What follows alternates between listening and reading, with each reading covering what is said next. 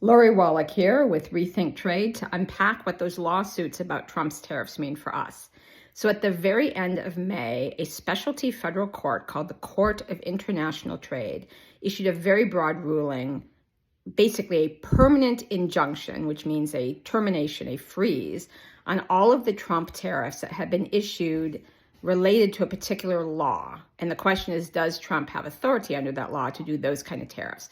This includes the February 1st so-called fentanyl tariffs on Mexico, Canada, and China, plus the April 2 so-called reciprocal tariffs or Liberation Day tariffs, the 10% tariffs on almost every country in the world, plus the 67 countries that got higher tariffs, including China. And this court said, nope, you don't have authority to do that with that law. And immediately the administration went and filed an appeal on the merits.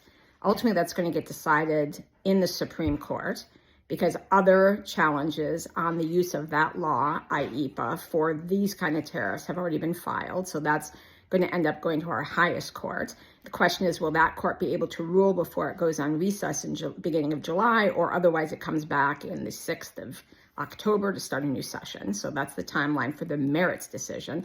But meanwhile, what's affecting everyone's day-to-day life is this stay. So a stay freezes in place the procedural outcomes of a case until the merits can be decided on appeal.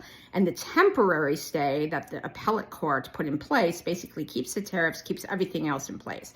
Then the question is, will that last through the whole process of deciding the merits?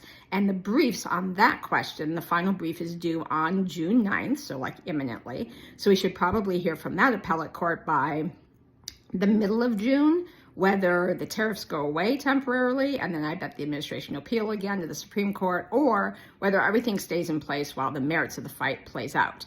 To me, the bigger question is what happens either way.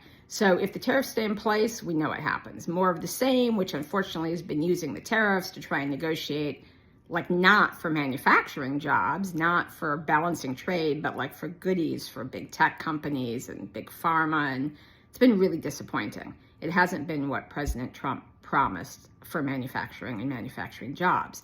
Now, if the court says you can't use that other authority, there are different laws that he could use that require a little bit more proof, a little bit more targeting.